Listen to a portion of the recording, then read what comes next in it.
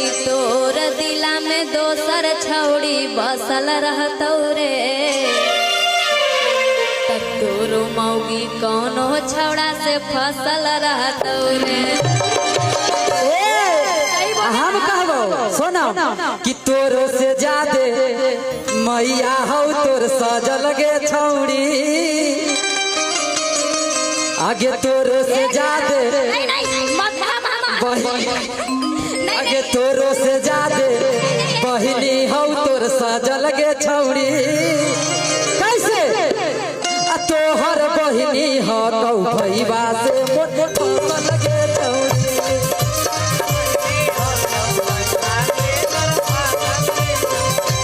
तोहर मैया हो कौ माता से मोट फसल गे छौड़ी।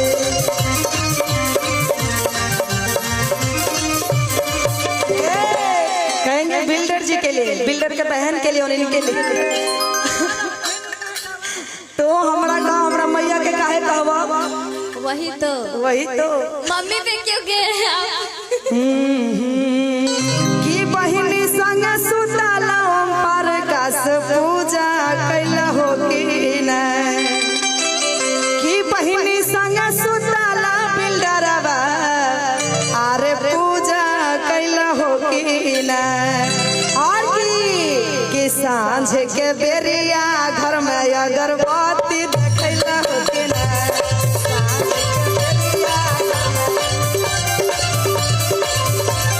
बहिनी संग सुतला बिल्डरवा पूजा कैला हो कि नहीं।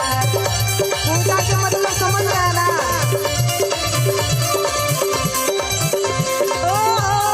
भैया हेलो हम उनको बोले पूजा के मतलब समझ रहे। एक बार और इशारा कीजिए, एक बार जोरदार ताली बजनी चाहिए बिल्डर जी के लिए और इनके बहन के लिए। इशारा सही आप इतना खुश है तो चलिए जाने दीजिए आपका जीत है। ऐसे कि जीत कैसे गए जीत गया ये मंच संचालन जीता हम ना हम जीते ना जी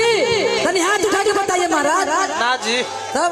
ओम प्रकाश भैया अरे वो तो हाथ देखो बिल्डर भाई इनकरा में केहू बेचारी पे हाथ ना उठेलो से खाली एगो है भैया हाथ उठेलो हन ए बिल्डर भाई हाथ गए बेचारी दोनों लड़की निराश रही सब वो तो भैया के धन मनावा के इशारा कर दिल हन ओतने से बेचारी खुश हो गई हसन जाए दो अतनो चाहिए न कम से कम इहो लोग के प्रतिष्ठा रहे दो कि धड़ा धड़ा गोली चलता